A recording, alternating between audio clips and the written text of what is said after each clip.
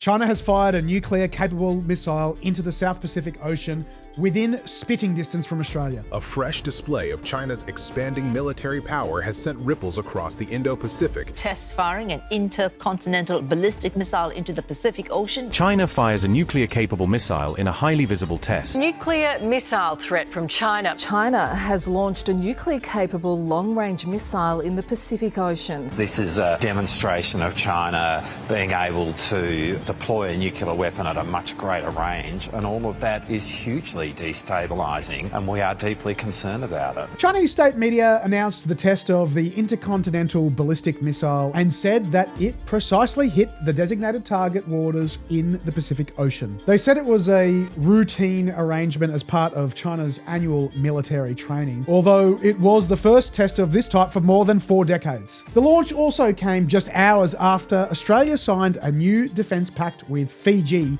which obliges each country to consult on security threats and act to meet the common danger if either country is attacked. Surely the timing of this test launch has nothing to do with that, right? The Australian government has said that they were notified of the test just a few hours prior to it happening and called the test fire destabilising to the region. I mean, our concern is the capability that's being demonstrated here, a much longer range capability, and one which China itself is saying is nuclear capable and from a submarine. And that's the concern that we're expressing here. That is what is undermining. From where I'm sitting, the response is weak, and Albanese and males need to respond far more seriously to this. So today, let's take a look at the Chinese missile test, the Australia-Fiji Security Pact, and what I think the Australian government needs to be doing to take this more seriously. I'm Mel Pikos, and today we're talking tactics. The missile test.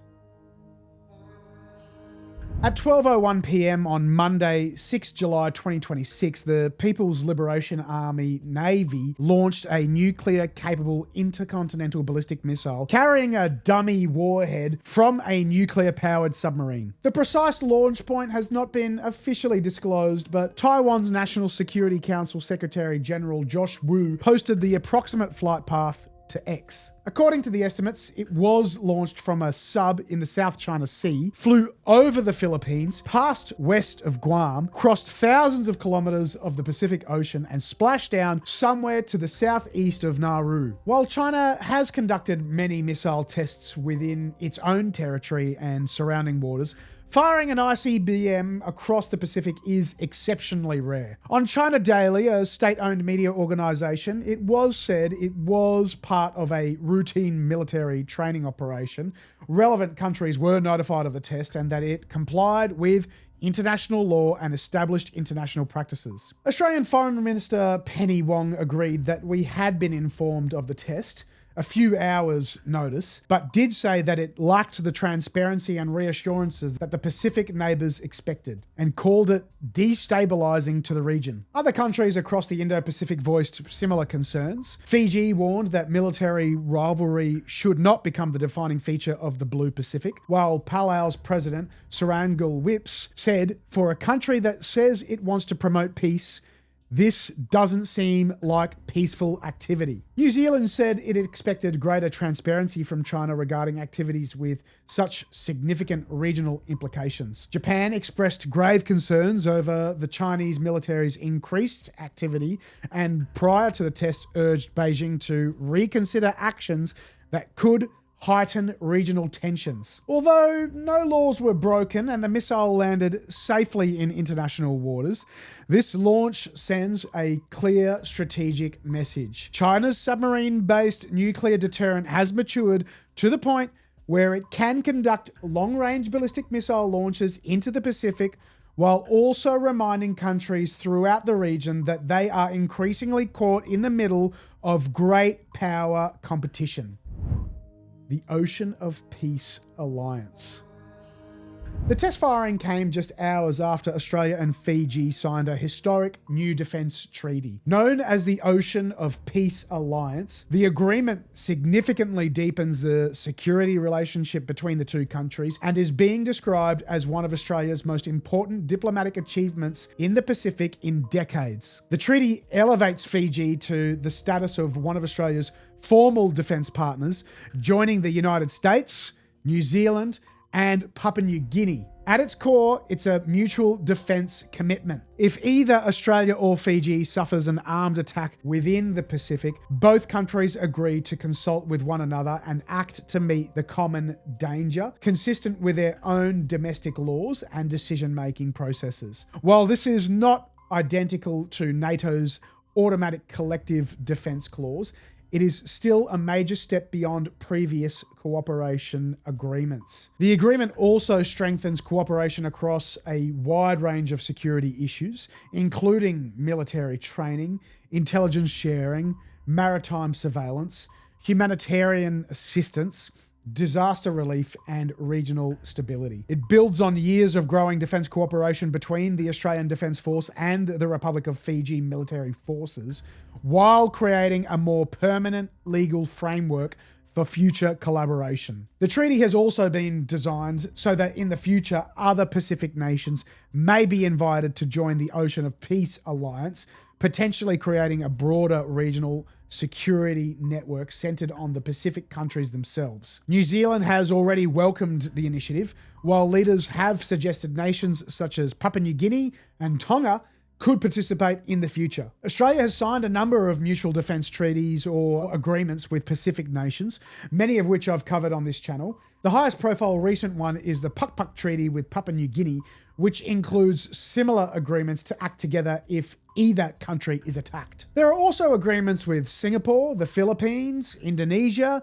Tuvalu, Vanuatu, Japan, Malaysia, South Korea, Brunei, and obviously New Zealand. I've been calling this chain of defense agreements the Indo-Pacific Shield. This Ocean of Peace alliance could bring together all these nations under a more NATO-like alliance for the South Pacific. A potential chink in this armor for the Indo-Pacific Shield is China's 2022 security pact with the Solomon Islands, which allows the islands to request China send police and military personnel to maintain order and protect lives, but also permits China's naval vessels to make port calls and carry out logistical replenishment. China and Kiribati also have a relationship since 2024, and Chinese police officers have been stationed there. Australia and Fiji also signed the Vivali Union, expanding economic cooperation, development assistance, migration opportunities, and climate cooperation. Together, the two agreements represent a comprehensive effort to bind Australia and Fiji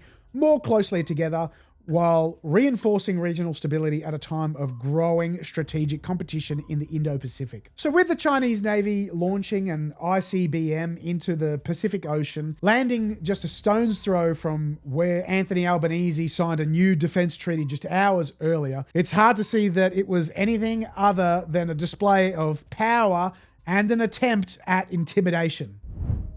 The response.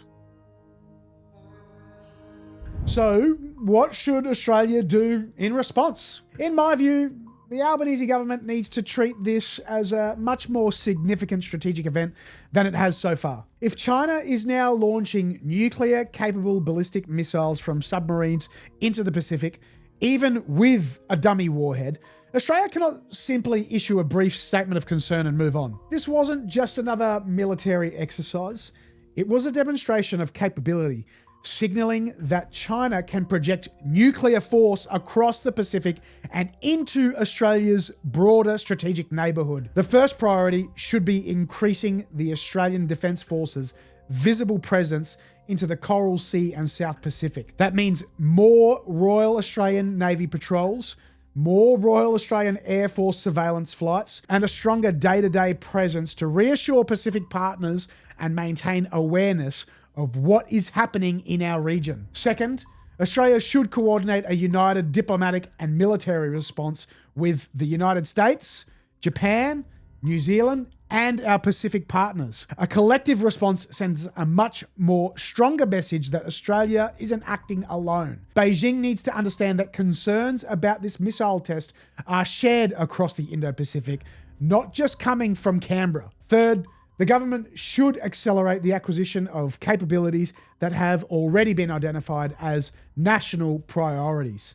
Long-range strike weapons, missile defense systems, maritime surveillance assets, and anti-submarine warfare capabilities all become more urgent if China's ballistic missile submarines are beginning to operate further into the Pacific. Our nuclear-powered subs need to come quicker, and we need to think seriously about acquiring something like the B-21 Raider stealth bomber. Finally, Australia should continue building a truly integrated air and maritime surveillance network stretching across Northern Australia, the Coral Sea, and the South Pacific.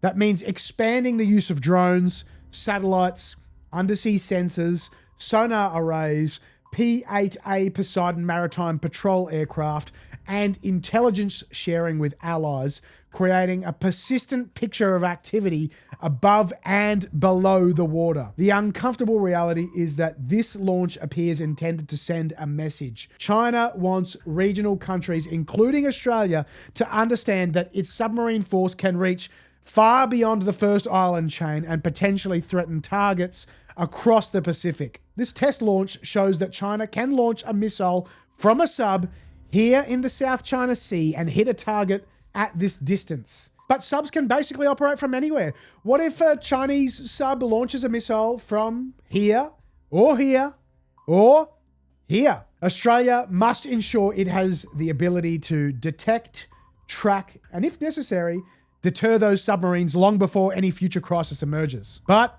what do you think? Was the response from the Australian government to this launch enough? How do you think we need to reply? Let me know in the comments section down below. That's it for today. Thanks for watching. I'm Mel Pikos, and we've been talking tactics.